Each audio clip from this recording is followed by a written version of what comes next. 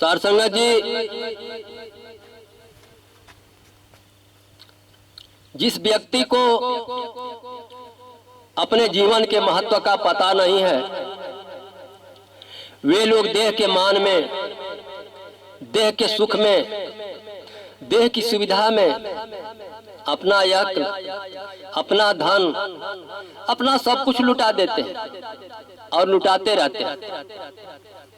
और जिस व्यक्ति को अपने जीवन के महत्व का पता है, जिसको ज्ञान की आंख से अपनी वृद्धावस्था दिखती है, जिनको अपनी मौत दिखती है, जिनको अपनी बाल्यावस्था तथा गर्भवास का दुख दिखता है, जिनको संसार की नश्वरता दिखती है, ऐसे साधक मोह में, आडंबर में, विलास में और प्रमाद में नहीं पड़ते। वे हमेशा परमात्म तत्व की गहराई में जाने की कोशिश करते रहते हैं। जैसे भूखा मनुष्य भोजन के सिवाय अन्य किसी भी वस्तु पर ध्यान नहीं देता, प्यासा मनुष्य हमेशा पानी की तीव्र चेष्टा रखता है, ऐसे ही ज्ञानी साधक जो है हमेशा परमात्मा शांति रूपी पानी की चेष्टा रखते हैं। जहां हरि चर्चा नहीं होती, जहां आत्मा की बात नहीं होती, उस कार्य को सच्चा जिज्ञासु नहीं करता। जिस मित्रता से परमात्मा की प्राप्ति न हो, उसे सूली समझता है।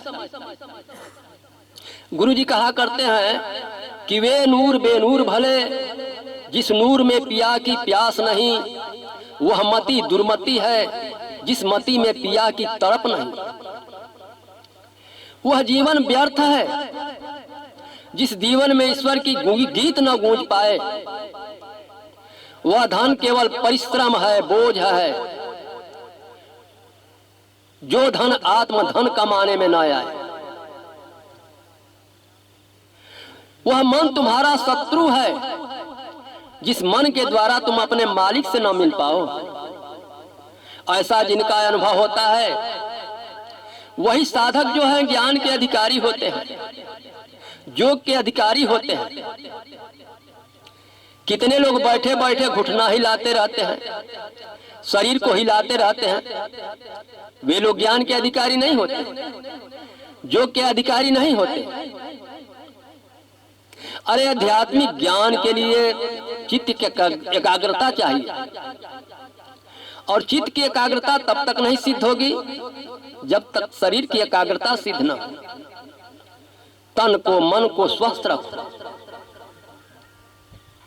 यदि सर्वस्व लुटा देने पर भी परमात्मा मिल जाए तो भी वह सौदा सस्ता है। सारे विश्व को पाने से यदि परमात्मा का वियोग होता हो तो वह सौदा खतरनाक है। वह सौदा खतरनाक है। ईश्वर के लिए जगत को छोड़ना पड़े तो छोड़ देना, पर जगत के लिए ईश्वर को कभी मत छोड़ना। परमात्मा के लिए मित्रों को छोड़ना पड़े तो छोड़ देना, पर मित्रों के लिए परमात्मा को कभी मत छोड़ना। प्रतिष्ठा के लिए ईश्वर को कभी मत छोड़ना। ईश्वर के लिए प्रतिष्ठा को छोड़ना पड़े तो छोड़ देना, पर प्रतिष्ठा के लिए ईश्वर को कभी मत छोड़ना। स्वास्थ्य और सौंदर्य परमात्मा के लिए छोड़ देना, क्योंकि स्वास्थ्य और सौंदर्य, प्रतिष्ठा और मित्र, ये सब जो है प्रकृति के एक जरा सा झटके से सब कुछ छूट जाते हैं। इसलिए तुम्हारा ख्याल सदा शाश्वत परमात्मा में होनी चाहिए। तुम्हारी मति में परमात्मा के सिवाय अन्य किसी भी वस्तु का अधिक मूल्य नहीं होना चाहिए। जैसे आग लगने पर कुआं खोदने नहीं जाया जाता, पहले से ही उसकी व्यवस्था रखते हैं। वैसे ही ज्ञानी साधक जो है वृद्धावस्था आने से पहले ही अपनी यात्रा तय कर लेता है। बुद्धि क्षीण होने से पहले ही अपनी बुद्धि में ब्राह्मी स्थिति पा लेता है। भूख लगने से पहले ही भोजन की व्यवस्था की जाती है। ऐसे ही संसार से अलविदा होने से पहले ही जो उस जीवन दाता से संबंध बांध लेता है उसका जीवन सार्थक है।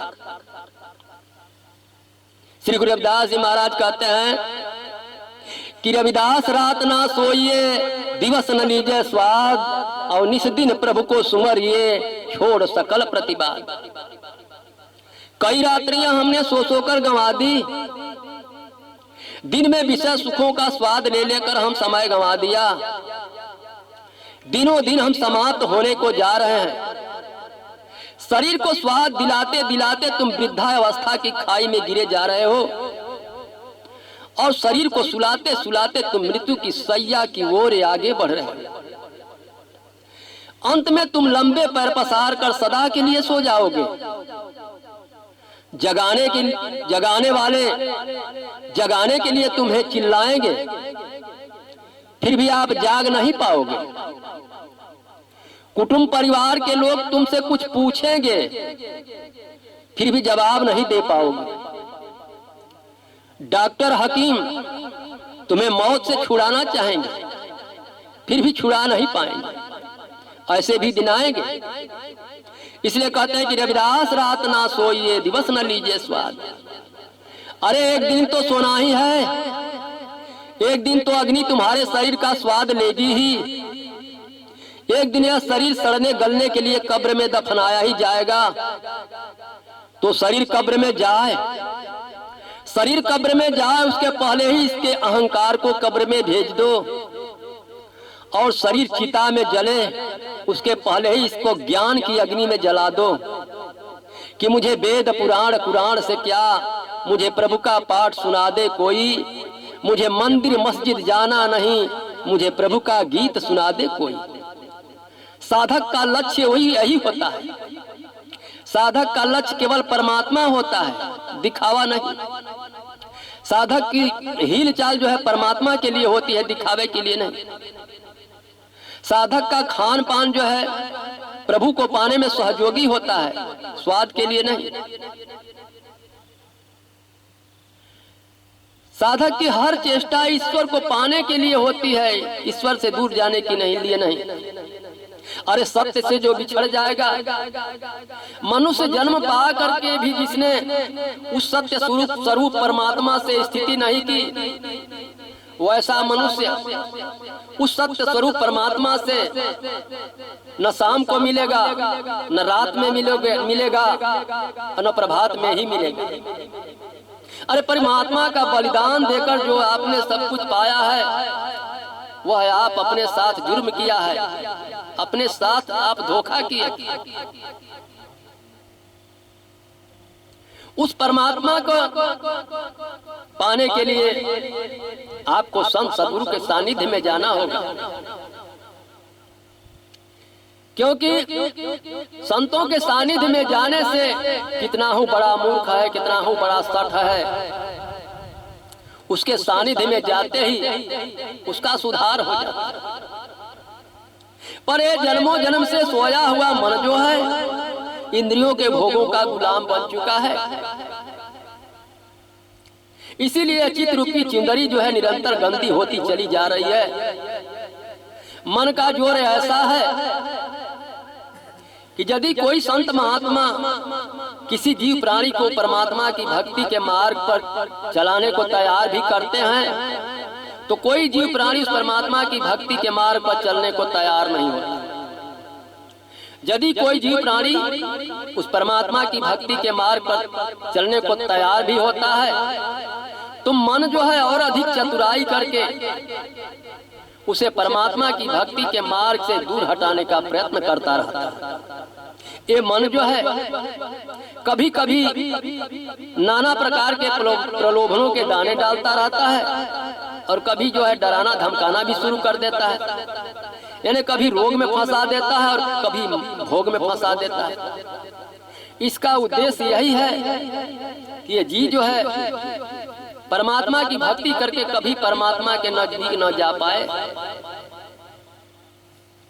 कहते हैं साधु यह मन अधम है, साधु यह मन अधम है, चोरों से बड़ चोर, आ गुण तज अवगुण गहत है, ताते बड़ा कठोर।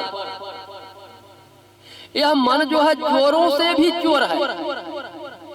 क्या ये मन जो है एक दूसरे के अवगुण को ही देखता रहता है, झांकता रहता है कि किसमें कौन सा अवगुण मिल जाए। ये किसी के गुण को की गहनी नहीं करता, ये दूसरे के अवगुण को ही देखता रहता है। यह चोरों से भी चोर है, इसीलिए यह कठोर बन चुका है। कहते हैं कागज केरी नावरी, कागज केरी नावरी, पानी केरी गंग, कह कबीर कैसे तरुण, पांच कुसंगी संग। ये कागज की नैया रूपी शरीर और इस संसार रूपी पानी की बहती गंगा में तरे तो कैसे तरे, जबकि इसके साथ पांच कुसंगी हैं, काम क्रोध मद मोह लोभ। यह तरे तो कैसे तरे। तो कहते हैं इन पांचों से बंधकर, इन पांचों से बंधकर फिर धरा शरीर, जो इन पांच को बस करे सोई लागे तीर। जो इस पांचों विकारों में फंसा हुआ है,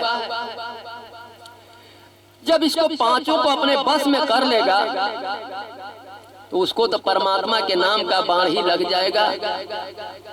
फिर भी वह परमात्मा से दूर कभी नहीं होगा, अलग कभी नहीं होगा। प्रेम से बोलिए सद्गुरुदेव भगवान की जय। हरि हरि ओम गुरु।